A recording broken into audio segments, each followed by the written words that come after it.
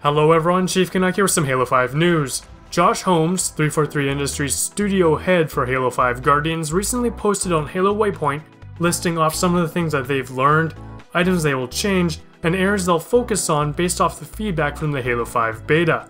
The posting contains a short summary of items that will be addressed before launch. In fact, some of these improvements were already in development and didn't make it in time for the beta. Holmes broke down the summary into 5 categories: Spartan Abilities, Weapons, Presentation, CSR, and Matchmaking. So in terms of Spartan Abilities, this also includes Sprint. They told us that from their surveys for their Halo community feedback program that nearly 11% of the participants felt that Halo should not have Sprint, with about 77% was strongly agreeing that Halo should have Sprint. So this is a very interesting stat to hear. They also announced that you'll be able to toggle Spartan Abilities and Sprint on and off in custom games, so we now have the option. Some of the other changes to Spartan Abilities include an increase to base player speed, so faster base movement, increased strafe acceleration, so you have faster, more responsive strafing. They've reduced the top sprint speed, so it narrows the difference between base movement and sprint speed. And they're going to be modifying the ground pound controls to prevent conflicts with crouch jumping. Now personally, I did a little research and I found that most complaints about the crouch jumping and ground pound were from those that didn't use the toggle crouch setting and had crouch or ground pound mapped to a thumbstick rather than a button. In my opinion, buttons allow for easier distinction between click for crouch and hold for ground pound, where it's very hard to interpret that with just a thumbstick. I used Halo 4's controller scheme in Halo 5 beta, which mapped crouch and ground pound to the B button, so I had no problems and it freed up the thumbstick to aim the ground pound more effectively. So maybe you guys should consider this when Halo 5 does roll around, just all depends on where they do change the ground pound controls though. And there's also going to be general tuning and bug fixes for all the Spartan abilities, including thrusters, clamber, ground pound, etc. For the weapons, they announced that the Hydra will receive a buff to make it more effective while hip firing, so basically when you're not using the scope. This is to make it feel like a true power weapon.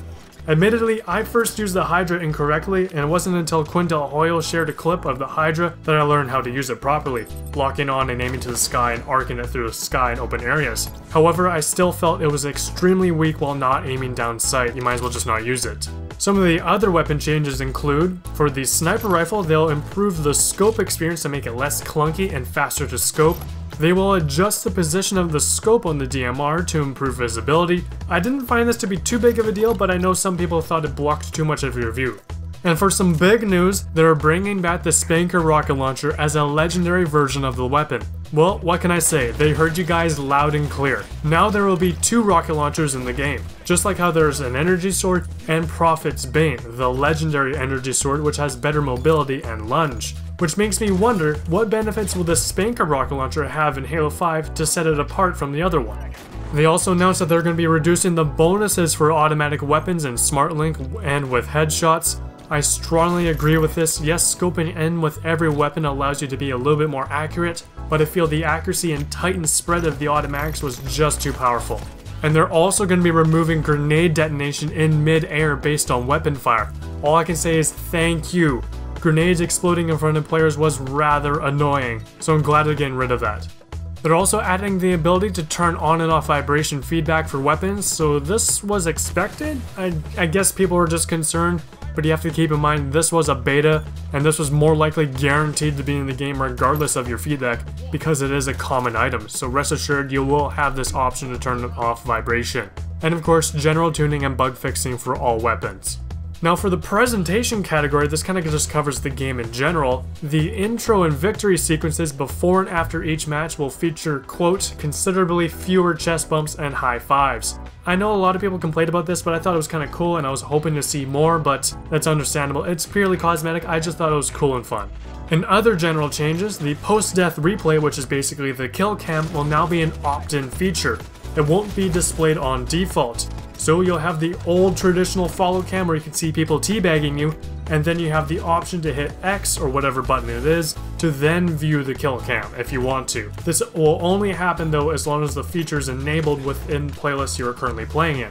Now for medals, they're going to decrease the frequency and number of medals displayed in the medal feed. I can understand this, a lot of people didn't like that, I didn't find it too distracting, but it's purely cosmetic so I'm okay with these changes.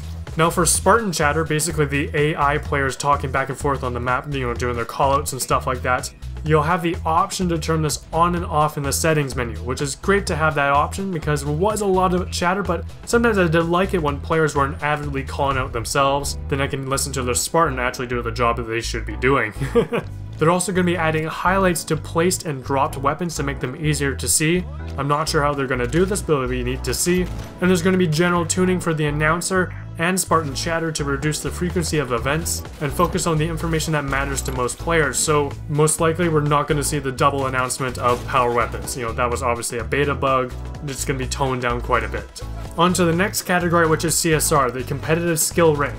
Now, their biggest complaint was that there was no individual performance being, accounted for. They said that their system was designed to reflect team wins and losses and not individual efforts. However, individual skill is taken into account during the initial placement games. They stated that their philosophy about the CSR is that this game is a team sport and that items like KDA don't accurately reflect the player's performance as a team player. And they argued that KDA may be artificially inflated by players who only pursue kills and finish off other players that their teammates have weakened.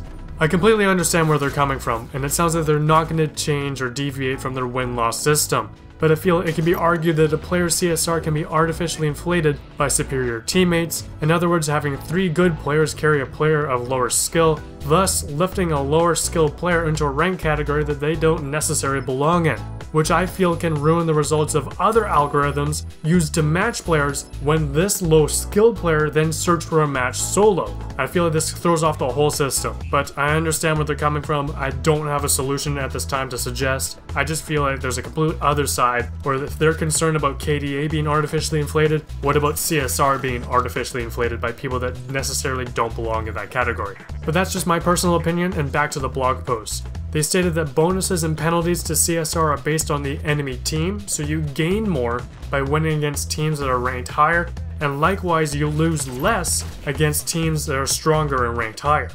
Overall, the system will continually be refined, but here's the focus coming out of the beta. Improved skill detection during placement phase, improved skill matching, improved team balancing, prevent skill boosting, and of course general bug fixing and tuning.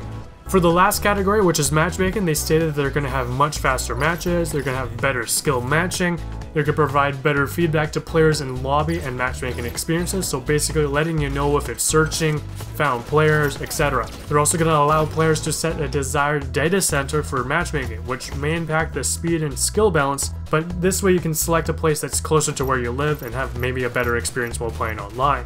They're also going to improve the party versus party matchmaking, so hopefully not dropping people. They're also going to be hiding CSR ranks until you're in the game to de-incentivize quitting. So you won't see it in the lobby, but you will see it once you start running around the map. And they're also going to be punishing quitters with CSR penalties and matchmaking bans. So that's it for the list of improvements to Halo 5 since the beta, and of course more will come. This was a short summary. You can check out this list for yourself by clicking the link down below in the description.